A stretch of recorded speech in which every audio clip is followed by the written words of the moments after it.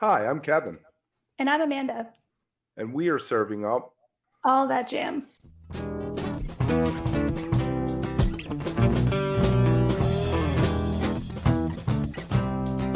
All That Jam, Quick Hit. Midnight North on Diamonds in the Zodiac. All right, let's jump into the album a little bit. It Mhm. came out November 10th, right? Yes. All right. When I put it on, I listened to a live show first, and then I threw that on. I found Questions to be an interesting choice for the album opener. Do you want to go into a little bit about the thought process for the sequence of the songs on the album? Yeah. I mean, so much of it is honestly, it sort of starts with a math problem of, at least in my head, about how to fit it onto two sides of a vinyl record, because we are big nerds about that sort of stuff. And this album had a lot of like short songs and long songs and nothing in between. So like the way that we kind of had to like stack those, at least in my head, um, sort of was like that. But I do remember a long car ride, Nathan, that you and I had, and you had been texting me and Elliott some ideas, and then we were driving out to Park City for those shows with Amy, um, and and we called Elliott and we were like talking through it.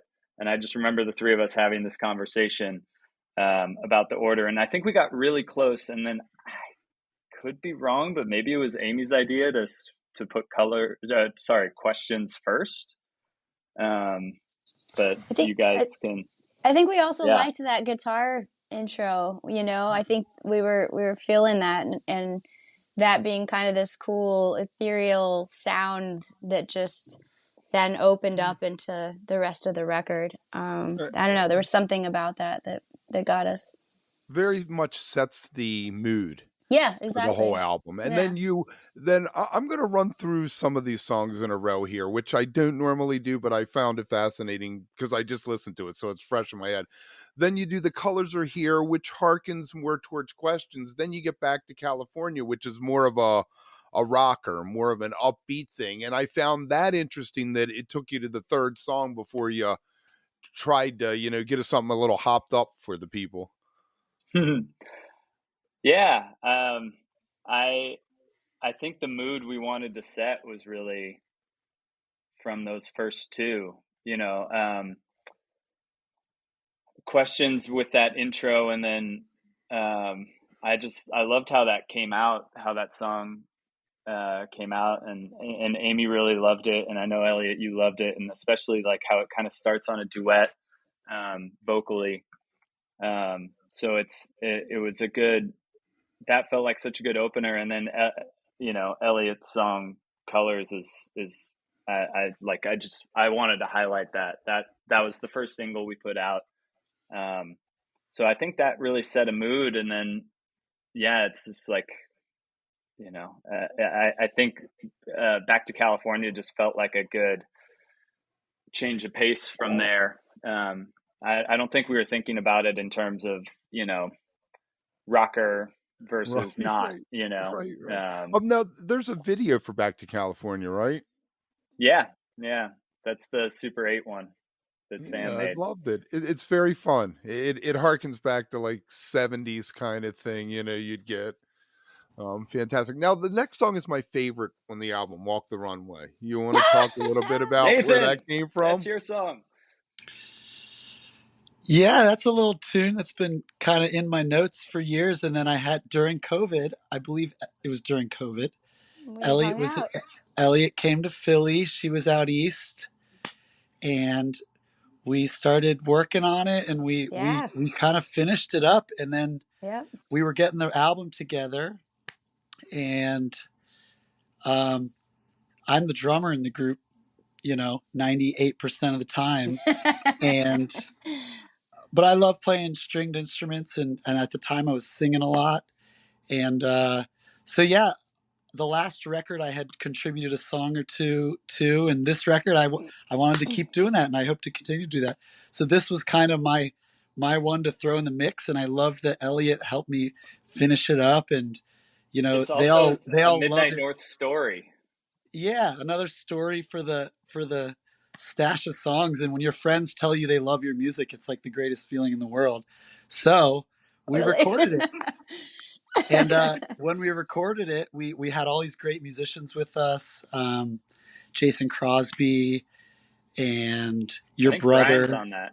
Yeah. Brian was there, and it was the first time I had ever been in the studio playing a stringed instrument, singing a song with a band, you know, and it went great. And I'm really glad it made it on the record. And we added drums after the fact. And uh, thanks for saying you enjoy it. But the So song you mentioned, itself is a little bit of a song about a friend of ours who I won't mention any names, but we spend a lot of time in New York City in between gigs, and a lot of downtime, and it's kind of supposed to be a kind of a visual of all that vibe you get in New York City. right now it's great because the lyric you can listen to again and again. Jack Straw is probably my favorite song because you could listen to it 100 times and get 100 different stories out of it. So that's what I'm going for with that. You mentioned Jason Crosby. Now I feel like he's integral to the sound on this album. He's integral to the sound of a lot of people's albums. he's the absolute best, and everything he adds is pretty magical. You know Yeah, him from Jason. your dad's band, obviously. Is that where you first started working with him? Not so much Phil and Friends or the family band specifically, but he moved to California not long after Terrapin Crossroads opened, and he would just jam with all of us, with my dad and with Bob at TRI in the Sweetwater also, but also just like me and Ross James or me and Elliott or Elliott and, whoever. He's just a bud, and he's been all over kind of all of our records.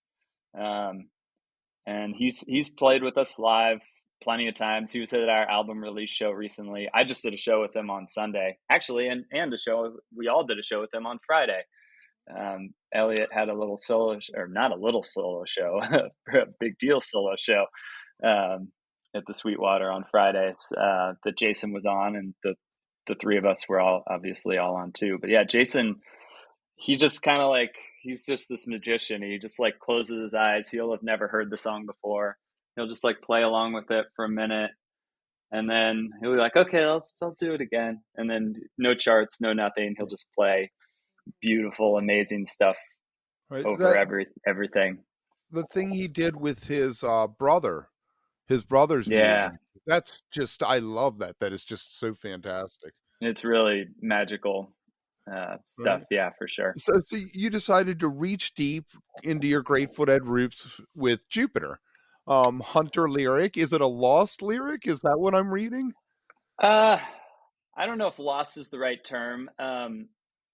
It's part of a set of lyrics that Bob wrote for my dad for a project that he was doing a long time ago. And actually, our friend Alex Koford has written a song to some of the other lyrics in that batch that I think is out there, called Mercury. And yeah, I mean, Phil and Friends started this Planets project back in 2001, I think, and it never really went any farther than that. But there's all these lyrics, and at some point they got passed to me and all of us. Oh, hi, Ella. And yeah, I actually wrote Jupiter. I was looking in my notes app, and I found the first, or not my notes app, my voice memos, and I found the first thing, and I want to say it was early 2019. And so I've had it for a little while. I've been sort of trying to find the right time to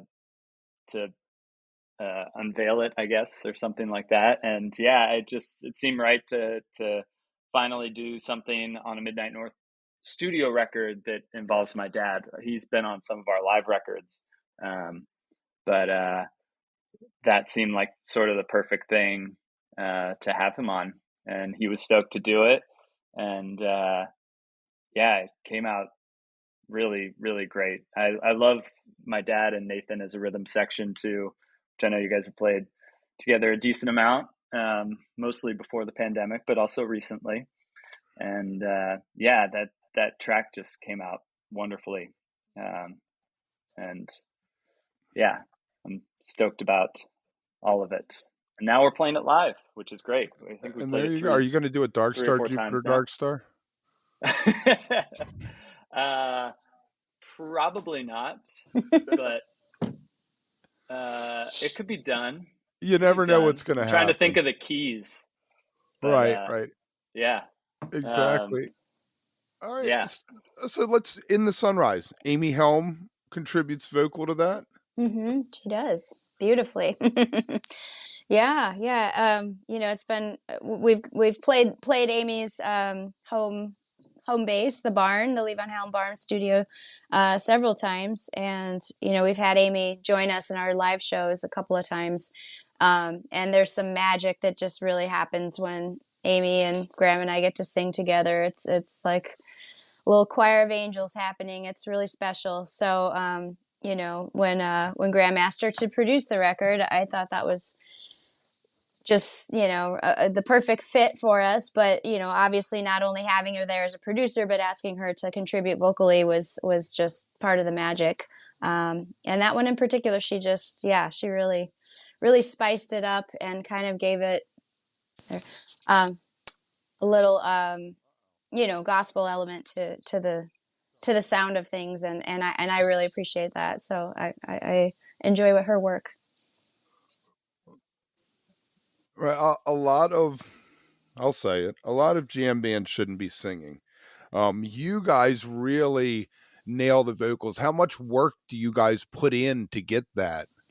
A lot. I mean, honestly, we craft our harmonies very, very deliberately and intentionally, and we work hard to make that. And when I go see a band, I appreciate the instrumentals very much, but if the singing is lackluster, I don't know, it's like it's missing a piece for me. So I feel like we want to bring both those elements. Right. You guys, I see in January, we're looking at the end of January, beginning of February, there is going to be a tour with Midnight North. Oh, yes. Very nice. Very nice. Now, yes, is there any... we start in the East Coast, and yeah. Sorry, go ahead. No, I was going to say, are there any opening bands, anything special, or is it just going to be come out, check out 2 sets of Midnight North? I believe we will have support. We have not announced them. I'm not sure we finalized all of them, but yes, for I believe most of them there will be. We'll see about every show. It's basically two weekend runs, one end of January, beginning of February, and one end of February through mid-March. And the very last weekend is a co-headline with our friends from California, the Mother Hips. That's going to be in DC and in Woodstock at Levon's Barn and at Brooklyn Bowl. And I think in Syracuse is the last one. And those are going to be amazing. The Mother Hips are like our favorites. They're absolute legends. We've spoken with them before. So, yeah, awesome. Yeah. Tim and Greg. Hey, you're playing DC. I live in Baltimore. Yes, we're playing the Hamilton. Oh, come on out. Yeah. Gonna have to get myself out there. Live podcast. Let's go. If you are enjoying All That Jam, please like and subscribe to our social media channels at All That Jam Pod on Twitter, Instagram, and Facebook, or visit our website, allthatjampod.com. Make sure to sign up for our email list and tune in every week for new episodes. Also, look for full interviews on our YouTube channel. And remember, stay beautiful, but don't stay underground too long.